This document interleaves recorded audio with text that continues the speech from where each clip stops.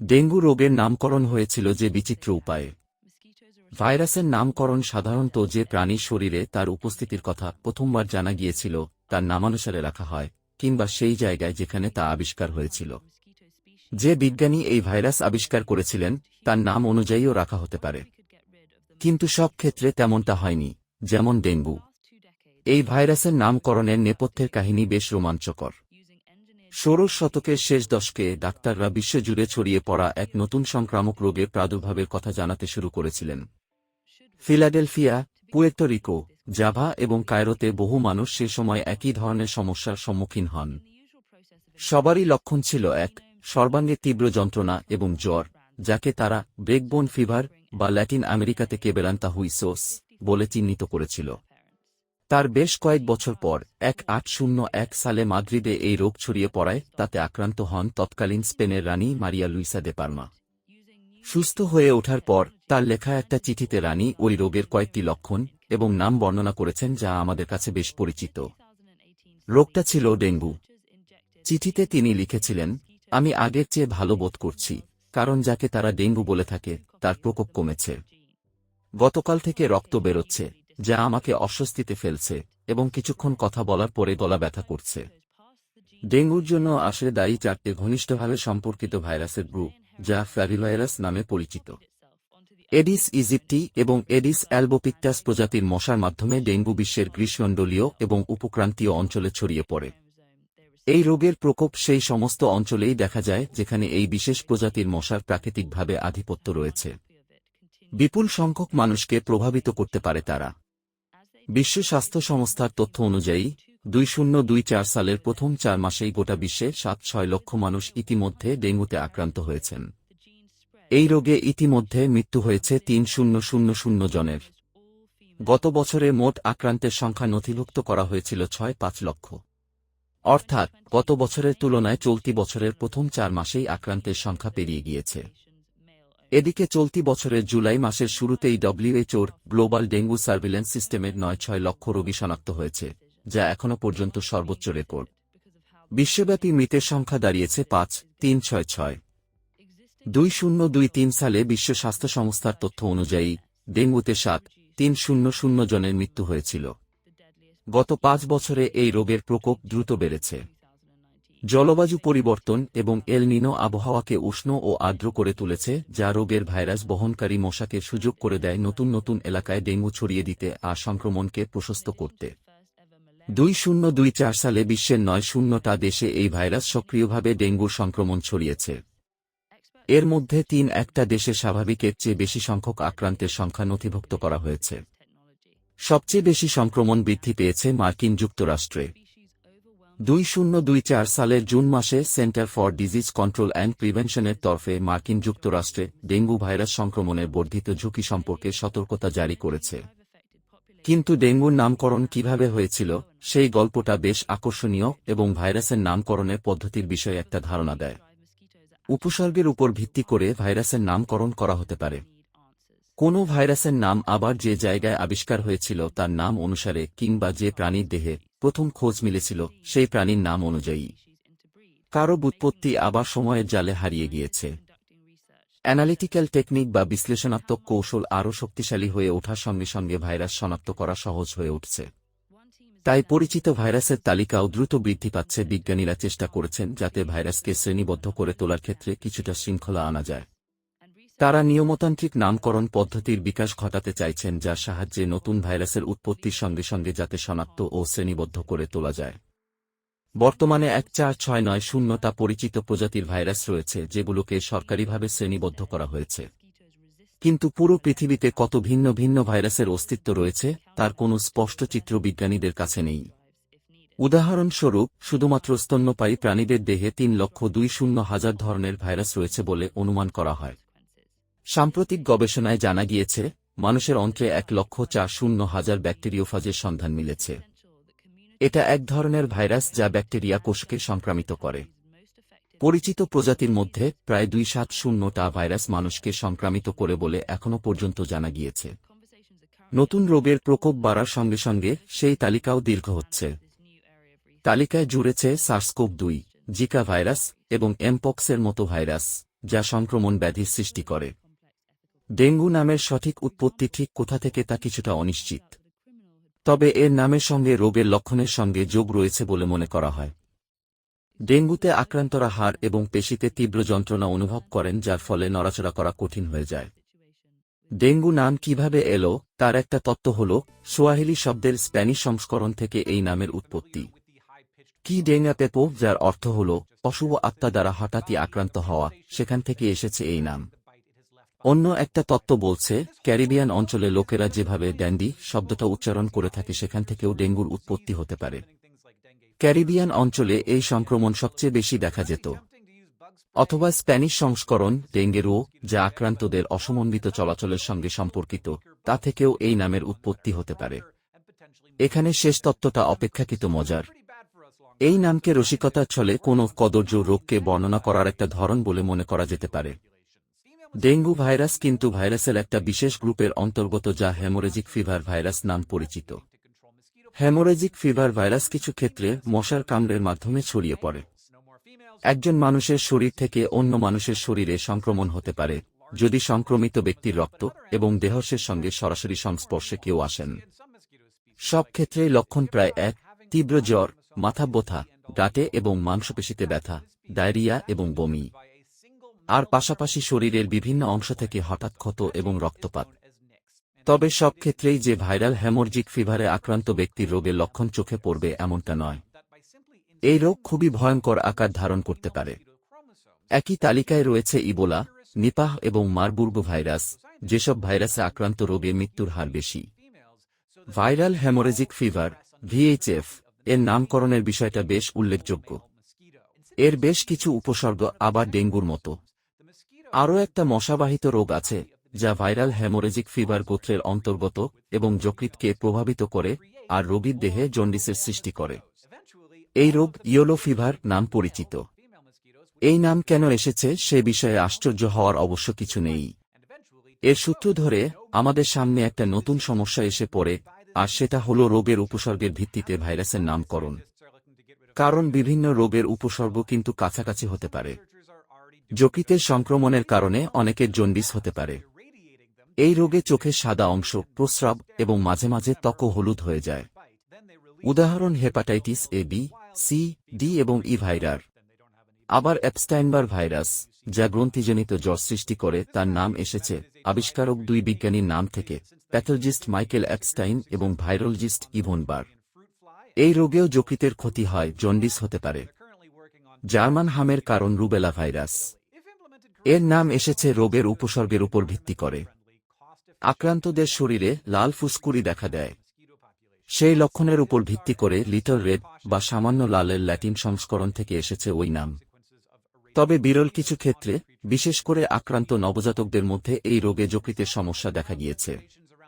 উপসর্গভিত্তিক ভাইরাসের মধ্যে রয়েছে চিকুনগুনিয়া। মশাবাহিত এই ভাইরাস জ্বর এবং গাঁটে গাঁটে গুরুতর ব্যথার সৃষ্টি করে। পূর্ব আফ্রিকার তানজানিয়ায় এই রোগ প্রথম চিহ্নিত হয়। এই রোগে আক্রান্তদের তীব্র যন্ত্রণার কারণে বসা বা চলাচলের ভঙ্গি বদলে যায়। স্থানীয় ভাষা কিমাকন্ডে থেকে অনুবাদ করলে দাঁড়ায় যা, যে রোগ, বাকিয়ে দেয়। ভাইরাসের নামও সেই থেকে। অনিয়ম হল আরও একটা সম্পর্কিত ভাইরাস, যা আক্রান্তের শরীরে চিকুনগুনিয়ার মতোই লক্ষণের সৃষ্টি করে। উপসর্গভিত্তিক এই ভাইরাসের নাম উত্তর উগান্ডার আচুলি উপভাষা থেকে এসেছে। অনুবাদ করলে দাঁড়ায় অস্থিসন্ধির তীব্র বেদনাদায়ক দুর্বলতা। এরপর আসা যাক সেই ভাইরাসের তালিকায়, যাদের নামকরণ করা হয়েছে সেই স্থানের অনুসরণে যেখানে এই ভাইরাস প্রথম শনাক্ত করা হয়েছিল। যেমন বলিভিয়ার হেমোরেজিক জ্বরের সাথে যুক্ত ভাইরাস মাচুপো ভাইরাসের নাম এসেছে বলিভিয়ার সান জোয়াকিনে একটা নদীর নামানুসারে। 1959 সালে ওই অঞ্চলে প্রথমবার এই ভাইরাস চিহ্নিত করা হয়েছিল। কিন্তু কিছু ভাইরাসের নাম এসেছে দুটো ভিন্ন জায়গা থেকে। এই দুই জায়গার মধ্যে হয়তো দূরত্ব হাজার হাজার মাইল। 1967 সালের গোড়ার দিকে বিজ্ঞানী এবং ডাক্তারদের একটি দল বর্তমানের কঙ্গো গণতান্ত্রিক প্রজাতন্ত্রে কাজ করার সময় এই অঞ্চলে একটা রহস্যময় ভাইরাল হেমোরেজিক জ্বরের জন্য দায়ী ভাইরাসের কথা জানিয়েছিলেন। এই ভাইরাসের প্রকোপে ওই অঞ্চলে 1950 সাল থেকে দেখা যেত। 1967 সালের পরের দিকে এক রাশিয়ান ভাইরোলজিস্ট একটা ভাইরাসের বিষয়ে তথ্য প্রকাশ্যে আনেন, যা টিকবাহিত রক্তক্ষরণজনিত জ্বরের লক্ষণ সৃষ্টি করে। 1940 থেকে এই একই উপসর্গ দেখা যেত ক্রিমিয়া উপদ্বীপে সোভিয়েত সামরিক বাহিনীর মধ্যে।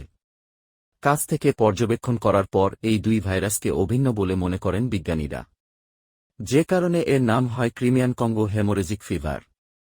2022 সালের প্রথমার্ধে ইরাকে এই ভাইরাসের সংক্রমণের প্রাদুর্ভাব দেখা দেয়। ক্রিমিয়ান কঙ্গো হেমোরেজিক জ্বরে 212টা ঘটনা নথিভুক্ত হয়। প্রাণ হারিয়েছিলেন 207 জন। আশঙ্কা করা হয়েছিল যে এই রোগ নতুন অঞ্চলে ছড়িয়ে পড়তে পারে। জলবায়ু পরিবর্তনের ফলে এই ভাইরাস বহনকারী টিক ছড়িয়ে পড়তে পারে উত্তরে ইউরোপের কিছু অংশে যেমন ফ্রান্স, ইতালি, বলকান এবং স্পেনে। আবিষ্কারের পর দেওয়া ভাইরাসের নাম বিভ্রান্তিকর হতে পারে। এমপক্স এমন একটা রোগ যা কোনো প্রাণীর শরীর থেকে মানুষের শরীরে সংক্রমিত হতে পারে, যা জুনোসিস নামে পরিচিত। 2022 সাল পর্যন্ত মাঙ্কিপক্স নামে পরিচিত ছিল এই ভাইরাস। নামটা কলঙ্ক ছড়াতে পারে এই আশঙ্কা জানিয়ে পরে নাম পরিবর্তনের সুপারিশ করে বিশ্ব স্বাস্থ্য সংস্থা। এই ভাইরাসের নাম আগে মাঙ্কিপক্স রাখার কারণ ছিল কারণ এটা প্রথমে লক্ষ্য করা গিয়েছিল গবেষণার জন্য আফ্রিকা থেকে ইউরোপে আমদানি করা বানরের মধ্যে। কিন্তু বাদর এই ভাইরাসের ন্যাচারাল হোস্ট বা প্রাকৃতিক ধারক নয়, বরং অ্যাক্সিডেন্টাল হোস্ট বা ঘটনাচক্রে হওয়া ধারক। এই ভাইরাসের প্রাকৃতিক হোস্ট হল আফ্রিকার এক বিশেষ ধরনের কাঠবিড়ালি সহ ইঁদুর জাতীয় প্রাণী। এমপক্স ভাইরাস কিন্তু গুটিবসন্ত অর্থপক্সভাইরাস শ্রেণীবিভাগের মধ্যে পড়ে। কিন্তু নামে পক্স শব্দের উল্লেখ রয়েছে এমন সমস্ত ভাইরাস কিন্তু একে অপরের সঙ্গে সম্পর্কিত নয়। চিকেনপক্স ভাইরাস, যাকে আরও আনুষ্ঠানিকভাবে ভেরিসেলা জোস্টার ভাইরাস বলা হতো, আসলে হার্পিস সিমপ্লেক্স ভাইরাসের সঙ্গে সম্পর্কিত। চিকেনপক্সের সম্পর্ক মুরগির সঙ্গে নেই, বরং এর নামে সম্পর্ক রোগের উপসর্গের সঙ্গে রয়েছে। চিকেনপক্সে চানা বা ছোলার মতো দেখতে ফোস্কা দেখা যায়, যদিও অন্যান্য তত্ত্ব আবার বলে আক্রান্ত শিশুদের দেখে মনে হতো মুরগি ঠুকরেছে। আনুষ্ঠানিকভাবে এই ভাইরাসের নাম ভেরিসেলা ল্যাটিন এসেছে দাগ চিকেনপক্সে সারা শরীরে তরল ভর্তি ফোস্কা এবং জোস্টার মানে বেল্ট, যা ইঙ্গিত করে আক্রান্তের দেহে দাগ রয়েছে এমন ব্যান্ডকে। কিন্তু গত 40 বছর ধরে এর শনাক্তকরণের ক্ষেত্রে পরিমার্জনা এলেও আনুষ্ঠানিক নাম ভেরিসেলোভাইরাস হিউম্যানালফা-3, যা কিছুটা অদ্ভুত শোনায়। এ থেকে সাম্প্রতিক সময়ে ভাইরাসের নামকরণের পদ্ধতি কিভাবে রূপান্তরিত হয়েছে সে সম্পর্কে একটা ধারণা পাওয়া যায়। উপসর্গ বা স্থানের নাম অনুসারে ভাইরাসের নামকরণের ক্ষেত্রে একটি অদ্ভুত ধরনের রোমান্টিক আবেদন থাকতে পারে, কিন্তু ভাইরাসকে শ্রেণীবদ্ধ করার পদ্ধতি হিসাবে এতে যুক্তি ও শৃঙ্খলার অভাব রয়েছে, যা ভাইরোলজিস্টদের কাছে অত্যন্ত গুরুত্বপূর্ণ। পরীক্ষা-নিরীক্ষা চালানো এবং অ্যান্টিভাইরাল চিকিৎসার বিকাশের জন্য ভাইরাসের জৈবিক সম্পর্ক বিজ্ঞানীদের বোঝা প্রয়োজন, যাতে ভবিষ্যতে এই ভাইরাস কি প্রভাব ফেলতে পারে এবং তার চিকিৎসা সম্পর্কে আলোকপাত করা যায়। আর তাই international committee on taxonomy of virus বা আইসিটিভির একটি কমিটি, যা অনুমোদিত নাম সহ ভাইরাসগুলির তালিকা তৈরি করে, বিজ্ঞানীরা ভাইরাসের নামকরণের ক্ষেত্রে শৃঙ্খলা আনার বিষয়ে আরও বেশি করে জোর দিচ্ছেন। জেনেটিক সিকোয়েন্সিং টেকনোলজির অগ্রগতির ফলে ভাইরাসগুলো একে অপরের সঙ্গে সম্পর্কিত কিনা তা নির্ধারণ করা সহজ হয়েছে। দুটো একেবারে ভিন্ন ধরনের ভাইরাস একই রকমের উপসর্গের সৃষ্টি করছে এমন হতেই পারে। যেমন ভাইরাল হেমোরেজিক ফিভারস ভাইরাসের 4টি স্বতন্ত্র ভাইরাসের গোষ্ঠীর কারণে হতে পারে। তাদের কিভাবে শ্রেণীভুক্ত করা হচ্ছে তা জেনেটিক মেকআপের উপর নির্ভর করে। ডিএনএর আন্তঃজড়িত স্ট্র্যান্ড অর্থাৎ সেই ডাবল হেলিক্স আমাদের নিজেদের শরীরে, অন্যান্য প্রাণী, গাছপালা থেকে শুরু করে ব্যাকটেরিয়াতেও দেখা যায়। কিন্তু ভাইরাসের জগতে এই বিষয়টা অতটা সহজ নয়। কিছু ভাইরাসের ডিএনএতে এই ডাবল স্ট্র্যান্ড থাকে, কিন্তু অন্যদের থাকে মাত্র একটা।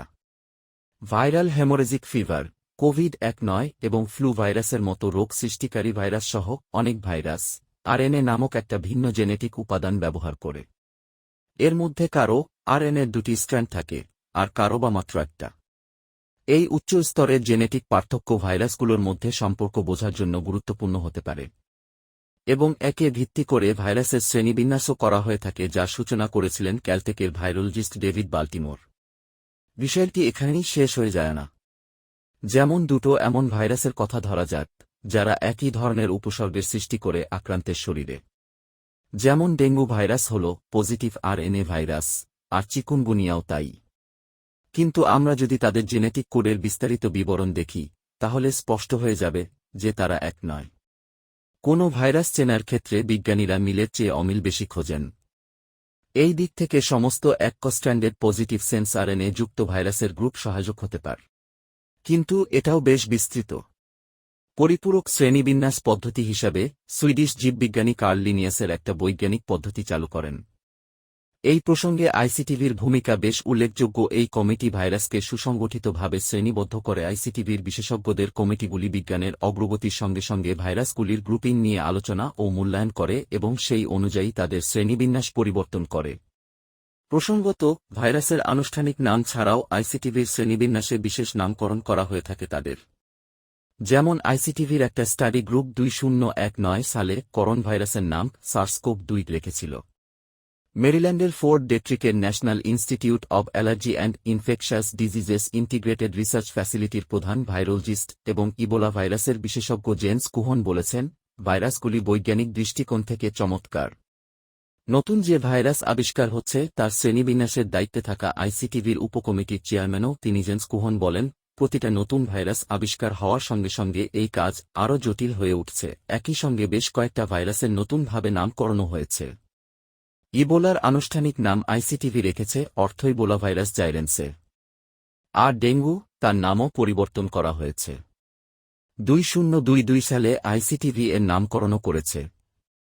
ডেঙ্গুর নাম এখন অর্থোফ্লাভিভাইরাস ডেঙ্গুই, হয়তো বৈজ্ঞানিক দিক থেকে আরও সংগঠিত কিন্তু ততটা আকর্ষণীয় নয়। এই নতুন নাম কিন্তু বেঁচে থাকলে স্পেনের সেই রানী মারিয়া লুইসা দে পার্মাকে লেখার সময় হোঁচট খেতে বাধ্য করত, যার চিঠিতে ডেঙ্গু রোগের উল্লেখ পাওয়া গিয়েছিল।